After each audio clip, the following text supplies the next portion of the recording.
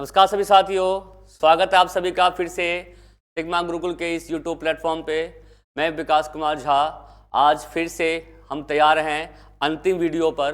जैसे मैंने आपको वादा किया था बच्चों की जो हमारी लास्ट क्लास होगी 30th क्लास जब हमारी होगी तो मैं आपको बेस्ट ट्रिक्स दूंगा और पेपर कैसे सॉल्व करना है वो मैं आपको सिखाऊंगा बच्चों। तो आज हमारा वही दिन है बच्चों। आज जो हम क्लास देंगे, आज जो मैं आपको ट्रिक्स बताऊंगा, इस ट्रिक से आप ये मान लीजिए कि जो भी जितने भी क्वेश्चन आपके जितने नंबर आने होंगे उस नंबरों में 10-15 नंबर आप और बढ़ा सकते हैं, क्योंकि आज का जो ट्रिक्स है ये बहुत ही इंपॉर्टेंट होने वाला है बच्चों और ये डेफिनेटली आपके एग्जाम में काम आएगा। इन ट्रिक्स के साथ अगर आप एग्जाम देने जाते हैं तो मैक्सिमम क्वेश्चंस आप ठीक करके आओगे, ठीक है। बट मैं ये नहीं कहूँगा कि आपको ट्रिक्स के भरोसे ही बैठना है, आपको पढ़ के जाना है, आपको क्वेश्चंस करके जाने हैं। और ये ट्रिक्स यूज कब करना है? जब आपको ये लगे कि हाँ क्वेश्चन सॉल्व नहीं हो पा रहे हैं, ठीक है, तब आप सॉल्व कर सकते हैं। उसके बाद मैं आपको ये भी बताऊंगा आज की क्लास में कि क्वेश्चन को कैसे अटेम्प्ट करना होता है, कहाँ पर जनरली हम गलती करते हैं, कहाँ पे हमें सावधानी बरतनी होती है। तो इन सब के बारे में आज हम डिस्कशन करेंगे बच्चों, ठीक है। तो आज की क्लास बहुत ही महत्वपूर्ण है आप लोगों के लिए और ये इसको आप देख कर जाओगे तो आप फिर फील कर पाओगे कि हाँ ये एक इंफॉर्मेटिव वीडियो थी और कहीं ना कहीं ये हमारे नंबर को बढ़ा सकती है, ठीक है। तो स्टार्ट करते हैं आज की क्लास बच्चों। और आज हमारी अंतिम क्लास है बच्चों और अंतिम क्लास में हमने जैसे वादा किया था कि हम ट्रिक्स की बात करेंगे और पेपर रिगार्डिंग जो कुछ इंपॉर्टेंट चीज़ें हैं उनके बारे में बात करेंगे, ठीक है। तो स्टार्ट करते हैं आज की क्लास। तो आज क्वेश्चंस नहीं है, क्वेश्चंस आंसरिंग हम नहीं करेंगे क्योंकि लास्ट दिन में केवल स्ट्रेटजीज होती है, कुछ ट्रिक्स होते हैं, उनका हम यूज करते हैं। तो पहले मैं आपको बताऊँ आज की क्लास में कि पहला तो आपको ये चीज़ याद रखना है, जो क्वेश्चन जो होते हैं वो दो तरीके के पूछे जाते हैं। एक क्वेश्चन होता है जिसको हम कहते हैं पॉजिटिव क्वेश्चंस। क्या बोलते हैं इसको? हम पॉजिटिव क्वेश्चंस बोलते हैं, यानी कि उसको बोलते हैं बच्चों सकारात्मक क्वेश्चंस बोलते हैं। सकारात्मक क्या होता है कि जहां पर आपका जो क्वेश्चन होता है वो पॉजिटिव होता है, जहां पर नोट नहीं दिया हुआ होता है। जो जहां पर नोट नहीं दिया हुआ होगा वो क्वेश्चन पॉजिटिव होगा, ठीक है। और एक क्वेश्चन ऐसा आता है जो हमारा होता है जिसको बोलते हैं नेगेटिव क्वेश्चंस। अब नेगेटिव क्वेश्चंस कौन से होते हैं? जो कि जिसमें दिया हुआ हो नॉट, केवल, ओनली, ये सारे वर्ड जो होते हैं नेगेटिव होते हैं। तो कौन कौन से ऐसे वर्ड है जब पॉजिटिव क्वेश्चंस आता है तो ये वर्ड अगर आप देखते हो उन ऑप्शंस के अंदर तो ये आपके लगा लीजिए 90 या 95% ये आंसर आपका ठीक होगा। तो कुछ ऐसे शब्द हैं जिसको आपको याद रखना है। क्या क्या शब्द है देखो, जैसे एक वर्ड होता है जिसको बोलते हैं अवसर। अवसर शब्द याद रखना, जिसको हम इंग्लिश में अपॉर्चुनिटीज बोलते हैं, है ना, यानी कि सीखने के अवसर, समझने के अवसर, अभिव्यक्त करने के अवसर। तो अवसर एक वर्ड ऐसा है बच्चों, और ये हिंदी पेडागोजी में भी यूज होती है बच्चों। ये शब्द मैक्सिमम क्वेश्चन के आंसर इसके ठीक होते हैं जब लिखा हुआ होता है अवसर। बट क्वेश्चन ये देखना है कि अवसर किस चीज का। अब लिखा हुआ अगर रटने के अवसर देना है तो ये तो गलत हो जाएगा। तो आप जहां पर ये वर्ड आपको मिल जाए तो ये समझ लो कि ये मैक्सिमम जो है इसके आंसर जो ये हो सकते हैं। दूसरा जो एक वर्ड होता है जिसको बोलते हैं हम सर्वांगीण विकास, यानी कि होलिस्टिक डेवलपमेंट। तो क्या वर्ड लिखा हुआ है? होलिस्टिक डेवलपमेंट लिखा हुआ है। तो समझो कि ये क्वेश्चन पॉजिटिव हो सकता है, यानी कि बच्चों का आपको पता ही है कि हम सर्वांगीण विकास करते हैं, ओवरऑल डेवलपमेंट करते हैं और ये सारे डेवलपमेंट आपस में क्या होते हैं? कनेक्ट होते हैं। तो एक तो लिखा हुआ सर्वांगीण विकास करना, दूसरा लिखा हुआ कि सारे डेवलपमेंट आपस में क्या है? इंटर रिलेटेड हो। तो एक वर्ड होता है इसको बोलते हैं अंतः संबंधित विकास, या जो भी बच्चे का डेवलपमेंट होता है, लर्निंग होती है, वो अंतर संबंधित होती है, यानी कि इंटर रिलेटेड होती है। तो ये भी वर्ड जो होता है बच्चों पॉजिटिव वर्ड्स में आपका आ जाता है। इसके अलावा एक वर्ड होता है जिसको बोलते हैं एक्टिव लर्निंग, एक्टिवली सीखना बच्चों। एक्टिव का मतलब आपको पता ही है क्या होता है बच्चों? सक्रिय रूप से क्या करते हैं? सीखना होता है। तो एक्टिव वर्ड जहां पर मिल जाए आपको तो समझो कि आंसर आपका यही होगा जहां पर एक्टिव वर्ड लिखा हुआ आएगा। इसके अलावा सीखने के लिए क्या करना? इनकरेज करना। ये वर्ड बहुत आगे एग्जाम में आता है। सीखने के लिए क्या करना? इनकरेज करना, यानी कि सीखने के लिए क्या करना? बच्चे को प्रोत्साहन देना। देखो एक दो शब्द होते हैं, ये वर्ड हिंदी पेडागोजी में हो सकता है तो हिंदी में भी आपको लिखना है, इंग्लिश में भी लिखना है। प्रोत्साहन का मतलब होता है किसी को सीखने के लिए इनकरेज करना, मोटिवेट करना, और इसी का नेगेटिव होता है डिस्करेज, हतोत्साहित करना। तो प्रोत्साहित करना तो पॉजिटिव वर्ड है और हतोत्साहित करना जो होता है वो नेगेटिव वर्ड है। उसके अलावा होता है बच्चों, इसके अलावा बहुत सारे वर्ड और होते हैं, जैसे कि लिखा हुआ हो कि जो सीखना है, सीखने को क्या करना, दूसरे के साथ संबंधित करना, जोड़ना। तो एक वर्ड होता है, आपने सुना होगा इंटरडिसिप्लिनरी, इंटरडिसिप्लिनरी, है ना। इंटरडिसिप्लिनरी मतलब होता है अंतः संबंधित या अंतः विषयी। इसका मतलब जनरली क्या होता है कि जब एक विषय आपस में क्या होते हैं, जुड़े हुए होते हैं ना। आपको पता है कि सब्जेक्ट्स का आपस में क्या होता है, कनेक्शन होता है। एक विषय की जो जानकारी होती है वो अन्य विषयों में हम क्या कर सकते हैं, प्रयोग कर सकते हैं। तो ये वर्ड क्या जहाँ पर लिखा हुआ आएगा वो होगा। इसके अलावा लिखा हो लर्निंग फ्रॉम सेल्फ एक्सपीरियंस, स्वयं के अनुभवों से सीखना। तो सेल्फ एक्सपीरियंस से सीखना अगर लिखा हुआ आ जाए तो ये क्वेश्चन पॉजिटिव होता है बच्चों। या सेल्फ नॉलेज से लिखा हुआ आ जाए, है ना, कि बच्चा जो सीखता है वो सेल्फ नॉलेज से सीखता है, ये लिखा हुआ आ जाए, है ना। हिंदी में क्या कहेंगे कि बच्चा जो है आत्म जो अनुभव होते हैं उनसे जो बच्चा सीखता है ना, या आत्म ज्ञान से जो बच्चा सीखता है। तो पॉजिटिव क्वेश्चन हमारा होता है, ठीक है। इसके अलावा और हम बात करें और जो कुछ वर्ड हैं, जैसे कि मैं एग्जांपल देता हूं कि और जो वर्ड होते हैं, जैसे कि लिखा हुआ है कि बच्चे को ना क्यूरियोसिटी को, जिज्ञासा को अभिव्यक्त करने का मौका देंगे। तो क्या वर्ड लिखा हुआ आ रहा है, लिखा हुआ आ जाए क्यूरियोसिटी। क्यूरियोसिटी मतलब होता है जिज्ञासा, कि बच्चों को अपनी जिज्ञासा को बताने का मौका देना चाहिए, है ना। इसके अलावा बच्चों को क्या करना चाहिए, क्वेश्चनिंग करने का, प्रश्नोत्तरी करने का अवसर देना चाहिए, कि बच्चे जो है प्रश्न करने के अवसर मिले, बच्चा क्या कर पाए, प्रश्न कर पाए, प्रश्न पूछ पाए, है ना। और प्रश्न से बच्चे अपनी क्यूरियोसिटी को, जिज्ञासा को डेवलप करते हैं। इसके अलावा लिखा हुआ है कि बच्चों में करेंगे हम कौन सा डेवलपमेंट, क्रिएटिव थिंकिंग डेवलप करना, क्रिएटिव थिंकिंग। बच्चे में लिखा हुआ है क्रिटिकल थिंकिंग डेवलप करना, या लिखा हुआ है बच्चों क्रिटिकल थिंकिंग, क्रिएटिव थिंकिंग, या बच्चों में क्या करना, डाइवर्जेंट थिंकिंग। आपको पता ही है कि ये सारे पॉजिटिव वर्ड्स होते हैं। डाइवर्जेंट का मतलब ही होता है एक से अधिक तरीके से सॉल्व करना, यानी कि बच्चों में क्या करना है, सृजनात्मक का विकास करना है, सृजनात्मक चिंतन का विकास करना है, बच्चों के अंदर आलोचनात्मक चिंतन का विकास करना है, और बच्चों के अंदर जो है अपसारी चिंतन, जिसको बोलते हैं डाइवर्जेंट थिंकिंग, का हमें डेवलप करना है। ये वर्ड लिखा हुआ आ जाए। इसके अलावा एक्टिव पार्टिसिपेशन, सक्रिय सहभागी बनाना है, क्या लिखा हुआ आ जाए, एक्टिव पार्टिसिपेशन करना है, ये वर्ड लिखा हुआ आ जाए। इसके अलावा एक वर्ड होता है बच्चों जिसको बोलते हैं सक्रिय सहभागी, कि हमें बच्चों को सीखने के लिए क्या करना है, सक्रिय सहभागी बनाना है, यानी कि हर बच्चा जो है बढ़ चढ़कर भाग ले, है ना। इसके अलावा लिखा हुआ आ जाए कि बच्चों को लर्निंग बाय डूइंग के अवसर देने हैं। ये वर्ड भी काफ़ी पॉजिटिव होता है, लर्निंग बाय डूइंग। इसका मतलब होता है कि बच्चे स्वयं करके सीखें, है ना। और ऐसा कहा भी जाता है कि बच्चे क्या करते हैं, स्वयं अगर करके सीखें तो बच्चे अच्छा क्या कर सकते हैं, सीख सकते हैं। तो लर्निंग बाय डूइंग, और ये वर्ड आपको पता ही है कि जॉन डीवी के द्वारा दिया गया है। ये वर्ड याद रखना, जॉन डीवी ने लर्निंग बाय डूइंग की बात करी थी। इसके अलावा लिखा हुआ हैंड्स ऑन एक्टिविटीज़, कि बच्चों को खुद हाथों से करने का मौका मिलना चाहिए। तो बच्चों को कैसे सिखाएं हम, हैंड्स ऑन एक्टिविटी। ये वर्ड भी काफ़ी एग्जाम में आता है, हिंदी इंग्लिश पेडागोजी सब में आता है बच्चों। तो ये जो ट्रिक्स हम यूज कर रहे हैं, खाली याद रखना बच्चों, इन ट्रिक्स का यूज केवल पेडागोजी में ही करना है आपको। जैसे Hindi pedagogy, English pedagogy, maths pedagogy, है ना, इनका ज़्यादा यूज करना है आपको। क्योंकि और जो थ्योरेटिकल क्वेश्चंस होते हैं जो किसी कॉन्सेप्ट पर बेस्ड होते हैं, उन पर नहीं करना है, क्योंकि पेडागोजिकल में ही हम अपने ट्रिक्स का यूज कर सकते हैं, ठीक है। तो हैंड्स ऑन एक्टिविटीज़ लिखा हुआ आ जाए, यानी इसको क्या बोलते हैं, हस्तपरक क्रियाकलाप, कि बच्चे को हाथ से कार्य करने का मौका मिले। बच्चे को क्या है, जो हैंड्स ऑन एक्टिविटीज़ हो गई। इसके अलावा बच्चों को हमें क्या सिखाना है, हमें बच्चों में लर्निंग बाय डूइंग के अवसर देने हैं, बच्चों का होलिस्टिक डेवलपमेंट करना है। इसके अलावा बच्चों को क्या नाम है, अभिव्यक्त करने के क्या होते हैं ना, कि बच्चों को एक्सप्रेस एंड कम्युनिकेट करने के अवसर देने हैं, एक्सप्रेस एंड कम्युनिकेशन,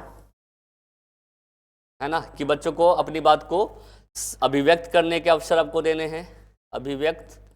और साथ में क्या करना है बच्चों, संप्रेषण करने के। संप्रेषण मतलब होता है कि अपनी बात को कहने का और आपसी बातचीत करने का, जो कन्वर्सेशन होता है, आपसी जो बातचीत होती है, उस करने का बच्चों को मौका देंगे। बच्चों को कंस्ट्रक्टिवली सीखने का मौका देंगे। ये बहुत अच्छा वर्ड है बच्चों, कंस्ट्रक्टिव लर्निंग पर फोकस करते हैं। कंस्ट्रक्टिव का मतलब होता है कि बच्चे स्वयं के निर्माण से सीखें, स्वयं के निर्माण से सीखे, कि बच्चा स्वयं बना के सीखे। कंस्ट्रक्टिव होता है रचनावाद या निर्मितवाद, कि बच्चे कंस्ट्रक्टिव लर्निंग को फोकस करते हैं। और आपको पता भी है कि जो हमारे एनसीएफ 2005 है, राष्ट्रीय पाठ्यक्रम की रूपरेखा 2005, वो कंस्ट्रक्टिविज्म की बात करती है, जहां वह बच्चों को कुछ सीखने का, स्वयं से सीखने का, स्वयं से अपनी बात को अभिव्यक्त करने का अवसर उनको मिलना चाहिए, ऐसा कहा जाता है। बच्चों को अपनी थिंकिंग डेवलप करने का मौका मिलना चाहिए। और बच्चे को हम दो तरीके से सिखाएं, जिसको बोलते हैं कोऑपरेटिव लर्निंग से सिखाएं, ये भी एक पॉजिटिव वर्ड है।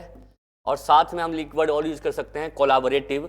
कोलैबोरेटिव का मतलब होता है कि जब बच्चे मिलजुल कर काम करते हैं, सीखते हैं। तो सहसंबंध लिखा हुआ आएगा, है ना, सहसंबंध लिखा हुआ आ जाए या सहयोगी रूप से सीखना के आ जाए, तो ये वर्ड भी क्या होता है, पॉजिटिव होता है। और याद रखना, कंस्ट्रक्टिव लर्निंग में याद रखना हम कोऑपरेटिव लर्निंग को क्या करते हैं, सपोर्ट करते हैं। इसके अलावा अगर लिखा हुआ आ जाए, ठीक है, अगर वर्ड लिखा हुआ आ जाए, आगे अगर हम बढ़े तो एक लिखा हुआ आता है जिसको बोलते हैं मीनिंगफुली बच्चों को सिखाना है। तो मीनिंगफुल लर्निंग हम बच्चों में डेवलप करनी है, मीनिंगफुल लर्निंग डेवलप करनी है। इसको हिंदी में कहते हैं सार्थक रूप से सिखाना है। सार्थक का मतलब होता है बच्चे कि समझकर सीखे, कोई भी चीज़ क्या करे, समझकर क्या करे बच्चा, सीखे। इसके अलावा बच्चों को डाइवर्सिटी को पोषित करना, ये बहुत इंपॉर्टेंट वर्ड है बच्चों। डाइवर्सिटी का मतलब क्या होता है कि हम विविधता को क्लास में लेके आए। तो सब ये सोचते हैं विविधता जो होती है वो एक समस्या है, तो विविधता एक समस्या ना होकर विविधता को यानी कि डाइवर्सिटी को एक अपॉर्चुनिटीज के रूप में, अवसर के रूप में लेना चाहिए बच्चों। तो क्योंकि हमारा देश आपको पता है बहुभाषी होता है, विविध रूप के कल्चर, बहुत प्रकार के कल्चर के बच्चे हैं, बहुत प्रकार के भाषा के बच्चे हैं, तो सबकी भाषा को, कल्चर को रिस्पेक्ट देनी है हमें। तो डाइवर्सिटी को हमें रिस्पेक्ट देनी है और हमें मल्टीलिंगुअल एनवायरनमेंट पर फोकस करना है। तो मल्टीलिंगुअलिज्म भी एक वर्ड होता है बच्चों, बड़ा फेमस है, और ये हमारी जो पॉलिसीज हैं वो भी मल्टीलिंगुअल को ही फॉलो करती है। मल्टीलिंगुअल का मतलब होता है बहुभाषी। बहुभाषी का मतलब क्या है कि जहां पर क्या होता है बच्चों कि मल्टीलिंगुअल होती है कि बच्चे जहां पे अलग प्रकार के बच्चे होते हैं जो डिफरेंट तरह की भाषा बोलते हैं, तो हमें बच्चों की भाषा को समझना है और हमें जो भाषा सिखा रहे हैं उसे हमें क्या करना है, बच्चों की भाषा के साथ क्या करना है, जोड़ना है। जितना भाषा के साथ जोड़ेंगे बच्चों के साथ, उतना उतना ही बच्चा क्या करेगा, सीखेगा और समझेगा, याद रखना। तो बहुभाषिता को हमें फोकस करना है और हमें रिस्पेक्ट देनी है मल्टी कल्चर को, क्योंकि मल्टी कल्चर होते हैं तो बच्चों को एक दूसरे के कल्चर से जुड़ने का मौका मिलना चाहिए। तो बहु सांस्कृतिक वातावरण को हमें क्या करें, फोकस करें। तो बहु सांस्कृतिक रूप से बच्चों को सीखने का अवसर मिले, ये पॉजिटिव वर्ड होता है, काफ़ी हद तक एग्जाम में आएगा बच्चों ये पॉइंट। इसके अलावा डाइवर्सिटी हो गया, मल्टीलिंगुअल हो गया, मल्टीकल्चरली बच्चों को सिखाना हमें, ये पॉइंट हो गया। इसके अलावा बच्चों को लैंग्वेज यूज, एक वर्ड होता है लैंग्वेज को प्रयोग करने के, बच्चा क्या होना है उसका रियल लाइफ यूज करे, तो बच्चे क्या करे, लैंग्वेज यूज करे। तो ये लैंग्वेज पर क्वेश्चन पूछ लेता है बच्चों, लैंग्वेज यूज करने का यानी कि भाषा को क्या करने का, प्रयोग करने का क्या दे बच्चे को अवसर हमें देना चाहिए। इसके अलावा बच्चे को हमें एक वर्ड और करना है क्या, कि बच्चे की जो लर्निंग है, जो क्लासरूम में बच्चा सीख रहा है, ये बहुत पॉजिटिव वर्ड है। जो क्लासरूम की नॉलेज है उसको हमें बच्चों के एनवायरनमेंट से, बच्चों के बाहरी वातावरण से जोड़ना है। यानी कि ये पॉइंट आपको पता है, एनसीएफ ने भी ये बात कही है कि जो क्लासरूम की नॉलेज है, क्लासरूम की नॉलेज है उसको हम क्या करें, कनेक्ट करें टू द आउटर वर्ल्ड, है ना।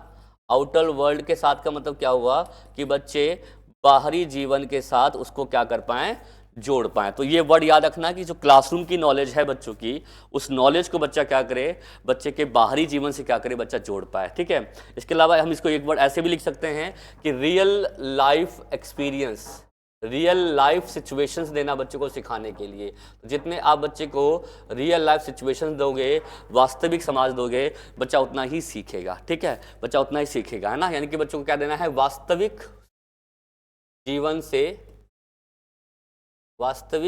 से या वास्तविक परिस्थिति से जोड़ते हुए बच्चों को सिखाना है ना। वास्तविक परिस्थिति से क्या करना है बच्चों, जोड़ते हुए बच्चों को हमें क्या करना है, सिखाना है बच्चों। ये जितने भी वर्ड्स मैंने आपको बताए बच्चों, ये सारे के सारे पॉजिटिव वर्ड्स हैं और ये काफ़ी हद तक आपके एग्जाम में काम आएंगे बच्चों, है ना। ये सारे वर्ड जहां मिल जाएं तो समझ लो कि इसके आंसर यही आपको देने हैं, ठीक है। और ये आप यूज करके देख लेना बच्चों, आपको इस ट्रिक को करने के बाद क्वेश्चन करके देखना, तो आप देखोगे काफ़ी हद तक क्वेश्चन जो है सॉल्व कर पाओगे। एक चीज़ और आपको याद रखना है इसमें क्वेश्चन बहुत ज़्यादा एग्जाम में आता है कि बच्चों को सिखाते समय ना हमें बच्चों के जीवन से या बच्चों के वातावरण से या बच्चों की सिचुएशन के साथ जोड़ के सिखाना है, जिसको बोलते हैं कॉन्टेक्चुअलाइजेशन या कॉन्टेक्चुअल लर्निंग देनी है। कॉन्टेक्चुअल का मतलब होता है संदर्भ परक। संदर्भ मतलब होता है बच्चों की लाइफ से जुड़ा हुआ, बच्चों के अनुभव से जुड़ा हुआ, बच्चों की जो दैनिक जीवन होता है, सिचुएशन होता है, उससे जुड़ा हुआ होना चाहिए। तो ये वर्ड भी याद रखना काफ़ी हद तक क्या होता है, पॉजिटिव होता है, वो आपको ये याद रखना है, ठीक है। जितनी मैंने आपको बताए हैं ये सारे पॉजिटिव वर्ड है, और ये जहाँ जहाँ ये आंसर मिल जाएँ, अगर क्वेश्चन पॉजिटिव है तो ये सारे के सारे आंसर्स क्या होंगे, ठीक होंगे बच्चों। इनमें से जो भी आप आंसर देखोगे आप आंख बंद करके टिक कर सकते हैं, क्योंकि यही क्या आंसर होते हैं। बट हाँ, मैंने आपको फिर से ये बात कहूँगा कि इन ट्रिक्स का यूज आप तभी करें जब आपको क्वेश्चन नहीं आ रहा हो। अगर आपको आ रहा है, आपको पता है, और तब आप उसका यूज करोगे तो कोई मतलब उसकी आवश्यकता ही नहीं है। तो आपको कब यूज करना है, जब क्वेश्चंस आपको नहीं हो रहे हो। तो इन ट्रिक्स से आप देखना कि मैक्सिमम क्वेश्चंस आप क्या कर पाओगे, ठीक है। अब हम आते हैं कुछ नेगेटिव वर्ड्स पर। नेगेटिव वर्ड्स मतलब होता है जब क्वेश्चन नेगेटिव हो, है ना। तो अगर पॉजिटिव क्वेश्चन होंगे तो ये नेगेटिव आंसर्स नहीं होंगे, है ना। नेगेटिव वाले आंसर्स कभी नहीं होंगे, तो ये आंसर कभी नहीं होंगे बच्चों। लिखा हुआ हो ओनली, ओनली मतलब होता है केवल, ये वर्ड नेगेटिव होता है बच्चों, और इसका आंसर ओनली वाले क्वेश्चन को हमेशा निगलेक्ट करना है अगर क्वेश्चन क्या है, पॉजिटिव है तो, ठीक है। इसके अलावा लिखा हुआ हो नॉट, क्वेश्चन में नॉट दिया हुआ है, ये नेगेटिव वर्ड होता है, नहीं जिसको बोलते हैं। इसके अलावा रोट लर्निंग, ये वर्ड आपको पता है, रोट लर्निंग तो हमें नेगेटिव वर्ड है। रोट लर्निंग मतलब होता है रटकर सीखना, है ना, रटकर सीखना, ये नेगेटिव वर्ड है। और एनसीएफ कहता भी है कि भाई रोट लर्निंग नहीं होनी चाहिए, बच्चा रटकर ना सीखे, तो इसको बोलते हैं रटकर सीखना, रटकर सीखना, रोट लर्निंग। ये नेगेटिव वर्ड होता है, रोट लर्निंग बेस्ड नहीं होनी चाहिए, अंडरस्टैंडिंग बेस्ड जो है टीचिंग होनी चाहिए हमारी। इसके अलावा इसको बोलते हैं, एक होता है रिकॉल करना, कि बच्चा रिकॉल करके सीख रहा है। रिकॉल मतलब होता है कोई भी चीज़ क्या करना, याद करना, है ना। या कभी कभी लिखा हुआ आता है हिंदी के अंदर स्मरण करना भी, तो हिंदी पेडागोजी में भी आ सकता है, तो स्मरण करना वर्ड लिखा हुआ है जो नेगेटिव वर्ड होता है। इसके अलावा एक वर्ड होता है कोई भी चीज़ को रिकॉल करना या मेमोराइजेशन करना। मेमोराइज का मतलब होता है वही, मेमोराइजेशन भी एक तरह का क्या है बच्चों, रटना ही होता है। ये सारे जो वर्ड हम देख रहे हैं, only, not, rote learning, recall, ये सारे वर्ड क्या हैं।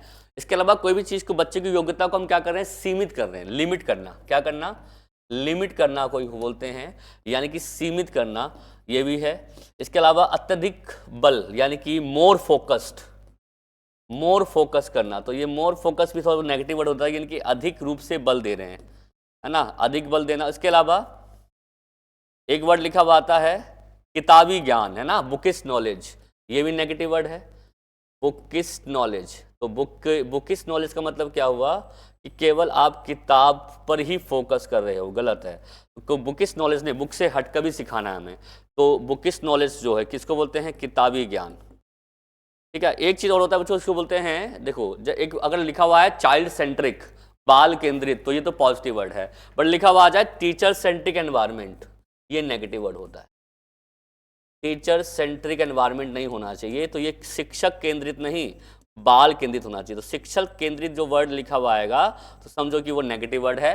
पॉजिटिव क्वेश्चन होगा तो ये आंसर आपका नहीं होगा। तो ओनली हो गया, नॉट हो गया, रोट लर्निंग हो गया, रिकॉल हो गया, मेमोराइज। आपने देखा होगा रोट लर्निंग को रटकर सीखने को या मेमोराइज करने को हिंदी में ना कंठस्थ करना भी बोलते हैं, कंठस्थ करना, तो ये भी नेगेटिव वर्ड होता है बच्चों, क्योंकि अब हिंदी पेडागोजी में कंठस्थ वर्ड ज़्यादा आता है बच्चों, मेमोराइज करना होना, है ना। बट यहाँ पे लिखा हुआ सेंसिटिव करना, संवेदनशील बनाना, ये पॉजिटिव वर्ड है। और बच्चों को क्या करना, डी कॉन्टेक्स्ट करना, एक वर्ड होता है क्या बोलते हैं, डी कॉन्टेक्स्ट। डी कॉन्टेक्स्ट क्या होता है, डी कॉन्टेक्स्ट का मतलब होता है संदर्भ से हटकर, डी कॉन्टेक्चुअलाइज बोलते हैं इसको, यानी कि असंदर्भित करना। तो असंदर्भित लिखा हुआ आएगा तो समझ लो कि क्वेश्चन क्या है बच्चों, नेगेटिव है। सीमित करना आ जाए या बोझ डालना, बर्डन लिखा हुआ आ जाए, है ना, क्या डालना, ये सीखने में क्या दे रहा है, बर्डन डालना। बर्डन मतलब होता है बोझ डालना, तो ये वर्ड लिखा हुआ आ जाए तो नेगेटिव होगा। इसके अलावा ऑब्स्टेकल्स या बैरियर क्रिएट करना, बैरियर जानते हो क्या होता है बच्चों, बैरियर जो लिखा हुआ आ जाए, बैरियर मतलब होता है एक तरह से क्या करना कि क्या बोलते, रुकावट, रुकावट डालना, ये नेगेटिव वर्ड होता है बच्चों, ठीक है। इसके अलावा जो होता है असंवेदनशील, डिसेंसिटिव बनाना, तो असंवेदनशील नहीं बनाना आपको, यानी कि एक वर्ड होता है असंवेदनशील बनाना, तो ये वर्ड भी आपका क्या है, नेगेटिव होता है। तो असंवेदनशील ना बनाकर आपको बच्चों को क्या बनाना है, सेंसिटिव बनाना। तो आपको इनसेंसिटिव नहीं है ना, आपको सेंसिटिवली बच्चों को क्या करना है, सिखाना है। तो ये सारे वर्ड जो हम देख रहे हैं बच्चों, ये नेगेटिव वर्ड कैटेगरी में आ जाते हैं बच्चों, और ये आपको आंसर जहां पर मिल जाएंगे वो, ठीक है। उसके बाद देखो हमने बताया था इनकरेज होता है योग्यता को बढ़ाना, एक वर्ड होता है डिस्करेज करना, हतोत्साहित, एक वर्ड होता है डिस्करेज करना। डिस्करेज मतलब होता है हतोत्साहित करना। तो ये जो वर्ड है बच्चों, ये आपका नेगेटिव वर्ड होता है। ये वाले आंसर्स जो हैं बच्चों, कभी आप लिख के नहीं आना। तो ये कुछ मैंने हमने देखो पॉजिटिव वर्ड्स लिखे, हमने लगभग 10-15 क्वेश्चन वर्ड हैं, मतलब ये इतने ही वर्ड एग्जाम में पूछे जाते हैं। और कुछ हमने क्या बोले हैं आपको, नेगेटिव वर्ड्स बोले हैं। तो पॉजिटिव क्वेश्चंस होंगे तो आपको यही आंसर्स लिखने हैं, और नेगेटिव होंगे तो आपको ये आंसर, मतलब जब पॉजिटिव क्वेश्चंस होंगे तो ये वाले आंसर्स आप इग्नोर करोगे, ये गलत आंसर नहीं लिखोगे। और अगर नेगेटिव आंसर्स क्वेश्चंस हैं, याद रखना नेगेटिव क्वेश्चन कौन से होते हैं, जिसमें नोट लगा हुआ होता है। तो आपको जब नोट वाले क्वेश्चंस मिलेंगे तो आपको पॉजिटिव आंसर्स इसमें नहीं देने हैं। अब मैं देखो कैसे बच्चे कंफ्यूज कहाँ पर होते हैं, मैं आपको वो बताता हूँ। जैसे मान लो क्वेश्चन एक आया है, एक क्वेश्चन मान लो बच्चे का आया है एग्जाम में कि बताओ व्हाट इज, क्वेश्चन जैसे मैं देखता हूं,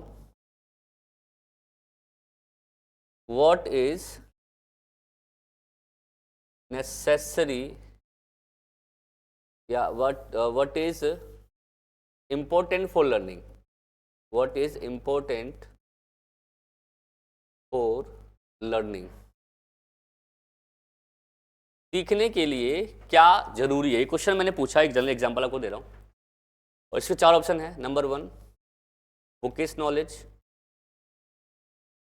bookish knowledge. Number 2 rote learning, rote learning. Limited situation, limit situations. या 4 ग्रुप कोलैबोरेशन, ग्रुप कोलैबोरेशन। अब ये क्वेश्चन जो पूछा है, देखो अब क्वेश्चन पहली बात तो पहचानो कि पॉजिटिव है कि नेगेटिव। देखो क्वेश्चन में कभी नॉट नहीं दिया हुआ है, क्वेश्चन में कहीं नॉट नहीं है, तो नॉट नहीं है या ओनली नहीं लिखा हुआ है, तो क्वेश्चन या पॉजिटिव है। तो पॉजिटिव क्वेश्चन अगर है तो आपको क्या करना है, जब पॉजिटिव क्वेश्चन होंगे तो आपको इनको ये वाले आंसर्स देने हैं, और नेगेटिव वाले आंसर जो होंगे वो आपके नहीं होंगे। तो आपको यहाँ पे एलिमिनेट करना है। एलिमिनेट कैसे करोगे, अब यहाँ पर देखो पहले तो आपको नेगेटिव वाले को बाहर निकाल देना। कोई क्वेश्चन पॉजिटिव है तो बुकिश नॉलेज नेगेटिव बताया था मैंने आपको, ये हटा दिया आपने। रोट लर्निंग आपको नेगेटिव बताया था मैंने आपको, ये आपको हटा दिया आपने। लिमिट करना भी हमने नेगेटिव वर्ड में लिखा था, ये हटा दिया। तो 3 अगर हट गए तो चौथा ऑब्वियस सी बात है कि पॉजिटिव होगा। तो पॉजिटिव क्वेश्चन कौन सा होगा हमारा, ग्रुप कोलैबोरेशन। कि ग्रुप कोलैबोरेशन से बच्चे को सिखाते हैं तो उसकी लर्निंग जो होती है अच्छी होती है, और लर्निंग की इंपॉर्टेंट क्या है कि बच्चों ग्रुप में सिखाया जाए, तो पॉजिटिव हो गया।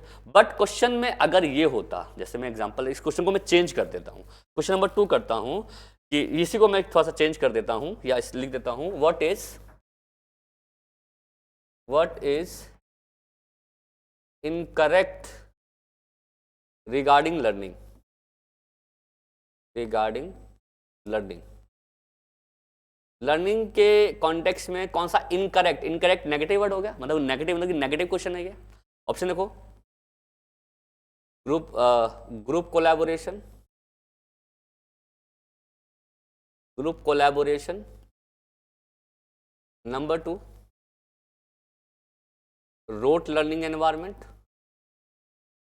रोट लर्निंग से सिखाना। नंबर 3 एक्टिव एंगेजमेंट, एंगेज मतलब होता है शामिल करना, ठीक है। तो और चौथा को ऑप्शन है एक्टिव एंगेजमेंट। चौथा ऑप्शन है आपका मीनिंगफुल एनवायरनमेंट देना, मीनिंगफुल लर्निंग एनवायरनमेंट, है ना।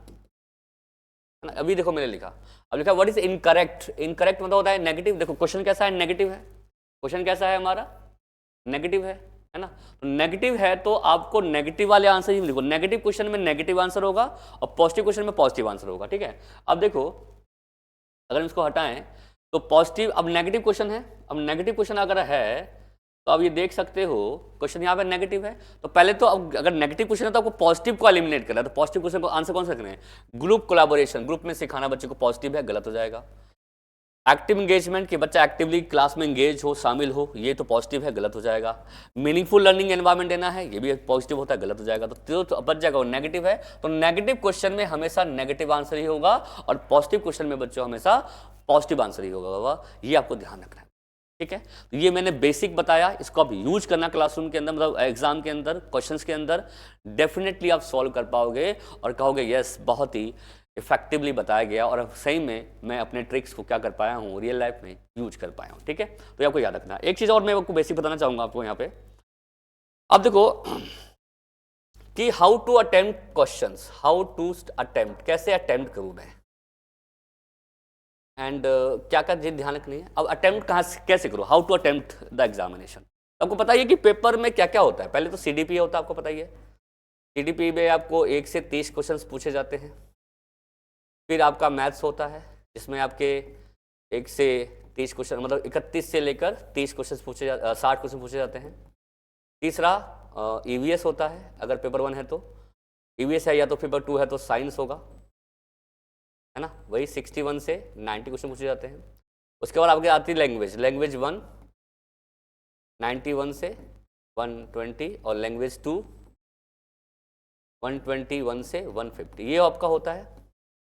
अब आपको पहले बात तो याद रखना है कि आपको 1 से लेकर 90 तक धारा प्रवाह अटेम्प्ट करना है, क्योंकि 90 तक तो आपको पता है कि आपको करना ही पड़ेगा, क्योंकि आपके पास EVS भी होगा, मैथ्स भी होगा, है ना। अब कुछ बच्चे क्या होता है, अगर पेपर 2 है तो साइंस होता है, सॉरी सोशल साइंस भी होता है, तो साइंस भी बच्चे ले लेते हैं। तो आप क्या कर रहे हैं, सोशल साइंस के 60 क्वेश्चन कर रहे हैं और 30 क्वेश्चन CDP, 90 तक तो आपको धारा प्रवाह लिखना है। अब आते हैं लैंग्वेज पर। लैंग्वेज को यहाँ पे दिक्कत प्रॉब्लम क्रिएट यहाँ होती है। अब लैंग्वेज 1 मान लो, लैंग्वेज 1 में देखो 2 पेपर होते हैं, 91 से 120 तक हिंदी का पेपर भी होगा और 91 से 120 तक इंग्लिश का पेपर भी होगा। लैंग्वेज 2 अगर देखो तो 121 से 150 तक हिंदी का पेपर भी होगा और 121 से 150 तक इंग्लिश का पेपर भी होगा। बच्चे क्या करते हैं लैंग्वेज में, 91 से 120 तक हिंदी भी कर लेते हैं और 91 से 120 तक इंग्लिश का पेपर भी अटेम्प्ट कर लेते हैं और सेकंड लैंग्वेज जो है वो छेड़ते भी नहीं है, छूते भी नहीं है। तो बच्चे का क्वेश्चन गलत हो जाता है। बच्चे पहली बात तो आपको दोनों पोर्शन अटेम्प्ट करने हैं। अब देखो मान लो कि आपने लिया हुआ है लैंग्वेज 1 हिंदी और लैंग्वेज 2 आपने लिया हुआ है इंग्लिश, मान लेते हैं, ठीक है। तो लैंग्वेज 1 आपने हिंदी ले रखी है, तो आपको लैंग्वेज में क्या करना है, 90 से 120 तक आपको हिंदी अटेम्प्ट करनी है, इंग्लिश अटेम्प्ट नहीं करना है। और लैंग्वेज अब उसी आपने यहाँ पे हिंदी ले लिया तो यहाँ पे आप इंग्लिश लोगे। तो लैंग्वेज 2 में अगर हिंदी लिया हुआ है, मतलब इंग्लिश होगा, तो लैंग्वेज 1 में आपने हिंदी ले लिया है तो लैंग्वेज 2 में आप क्या करोगे, हिंदी ना करके इंग्लिश करोगे। तो जो बच्चे लैंग्वेज 1 हिंदी ले रखे हैं, लैंग्वेज 2 जो है इंग्लिश ले रखे हैं, तो याद रखना उनको क्या करना है, 91 से 120 तक हिंदी करना है और 121 से 150 तक इंग्लिश करना है। ये बहुत, हालांकि देखो बहुत छोटी सी इंफॉर्मेशन है बट ये बहुत इंपॉर्टेंट है। इस पर भी बच्चे वो होते हैं, इस वजह से भी क्वेश्चन गलत हो जाता है और वो सीटेट में क्या हो जाता है, फेल हो जाते हैं। तो बेसिक चीज़ों पे काम करना है आपको। दूसरी बात देखो, आजकल लोग पेपर ना आपको देख रहे हो ना, मैं जब भी 2023-24 का पेपर मैंने जहाँ तक ऑब्जर्व किया वहाँ देख रहा हूँ कि जो लैंग्वेज के पेपर होते हैं ना वो हिंदी इंग्लिश में सेम सा होता है। जैसे मैं एग्जांपल आपको दूँ, लैंग्वेज 1 में जो हिंदी का पेपर होगा ना वो सेम इंग्लिश में भी होगा, मतलब कि लैंग्वेज चेंज होगी तो सेम इंग्लिश का पेपर भी हो सकता है। तो यहाँ पे आपको फायदा क्या मिलेगा, मान लो कि आप हिंदी में अच्छे हैं इंग्लिश में अच्छे नहीं हैं, तो आपने हिंदी तो यहाँ पे कर ली, अब यहाँ पे आपको इंग्लिश अटेम्प्ट करना है, तो आप क्या कर सकते हो, हिंदी पढ़कर इंग्लिश कर सकते हो। ये हिंदी में आपने उसको पढ़ लिया, आपने उसको आंसर देखा, वही क्वेश्चन देखो इंग्लिश में है कि नहीं है, सेम आंसर होगा, बस क्वेश्चन सेम वो होगा, सेम होगा, बट लैंग्वेज अलग होगी। तो आप हिंदी देखकर इंग्लिश का पेपर अटेम्प्ट कर सकते हैं, है ना। बट ये कब देखना है, जब अब ये श्योरिटी हो कि हाँ भाई क्वेश्चन जो है हिंदी इंग्लिश में सेम आए हैं बट लैंग्वेज अलग है, ये ध्यान रखना। सेम इंग्लिश वाले बच्चों के लिए, जैसे मान लो कि इंग्लिश अच्छी है हिंदी नहीं अच्छी है, तो उन्होंने क्या किया, इंग्लिश तो यहाँ पे कर लिया, लैंग्वेज मान लो हिंदी ले रखी है, तो क्या करना है उनको, इंग्लिश का पेपर पढ़ के हिंदी का पेपर अटेम्प्ट कर सकते हैं। बट फिर से मैं आपको कहूँगा एक बार जरूर देख लेना कि पेपर हिंदी में है, मतलब सेम क्वेश्चन आ रहे हैं कि नहीं आ रहे हैं, क्या क्वेश्चन मिलते जुलते हैं, बस लैंग्वेज फ़र्क मिलेगा आपको, क्वेश्चन सेम हो तब। 2023-24 में उन्होंने देखा है, आगे का नहीं कह सकता मैं आपको, बट ऐसा अगर होता है तो आपके लिए बहुत बड़ा बेनिफिट है बच्चों।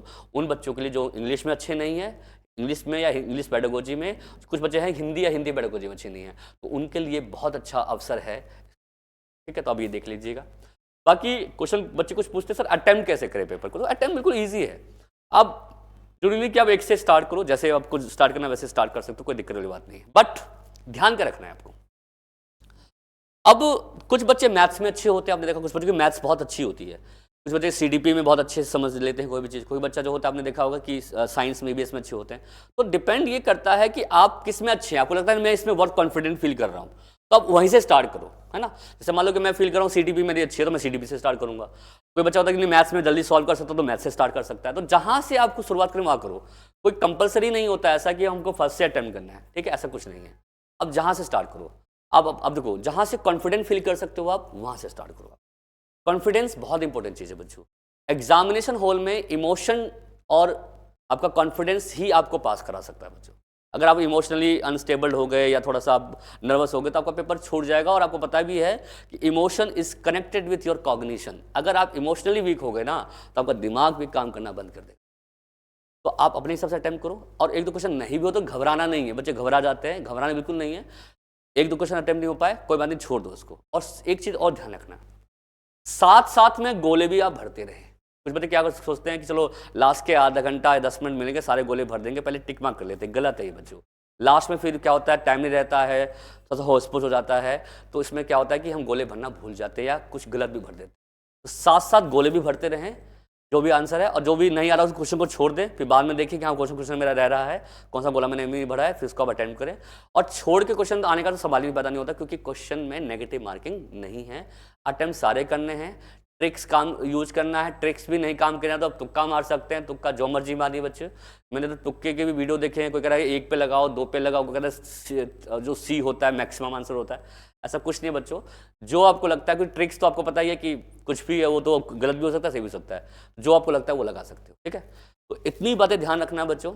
एग्जाम दे के आना, डेफिनेटली आप लोगों का एग्जाम अच्छे से जाएगा बच्चों, और अब अच्छा कर पाएंगे। इस वीडियो को देखने के बाद आप देखना कि मैक्सिमम तरीके से क्वेश्चन सॉल्व कर पाओगे। आपको कॉन्फिडेंस आएगा कि हाँ मैं क्वेश्चन अटेम्प्ट कर सकता हूँ, ठीक है। और जरूर बताइएगा बच्चों एग्जाम के बाद कि आपका पेपर कैसा रहा। और ऑब्वियसली बात है कि हम जो एग्जाम के बाद जो क्वेश्चन पेपर का जो एनालिसिस है वो भी हम लेके आएंगे वीडियो आपके सामने। और आप देखना कि आप वो क्वेश्चन आप क्या अपने ट्रिक यूज कर पा रहे हो या कर पाए कि नहीं कर पाए, ठीक है। तो होप सभी बच्चों को में आ गया होगा। बेस्ट ऑफ लक बच्चों, आपके आने वाले मतलब कल ही तो इनफैक्ट एग्जाम है आप लोगों का। आज एक लास्ट वीडियो है आप लोगों के लिए। होप कि आप एंजॉय करोगे, अच्छे से सीखोगे, पढ़ोगे और ट्रिक्स को यूज कर पाओगे बच्चों, ठीक है। और क्लास कैसी लगी आपको, कैसी क्लास हमने जो सीरीज स्टार्ट करी थी वो कैसी लगी, ज़रूर आप लोग मुझे हमें कमेंट में बताइएगा। और आगे भी वीडियोस हम लाते रहेंगे नए नए टॉपिक्स पर, नए नए क्या नाम है क्वेश्चंस पर, वो आती रहेगी बच्चों। बट इतना आपको तैयार करना है, ठीक है। टेट पास कीजिए, देन फिर आप नेक्स्ट पेपर की तैयारी कीजिए, ठीक है।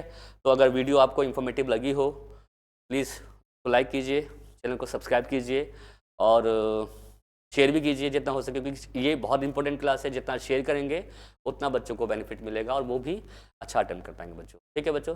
तब आपके लिए इजाज़त दीजिए, धन्यवाद सभी बच्चों को। फिर से एक बार बेस्ट ऑफ लक आपके एग्ज़ाम के लिए। आप सभी सफल होएं और आने वाले समय में एक अच्छे टीचर बनकर निकले। धन्यवाद।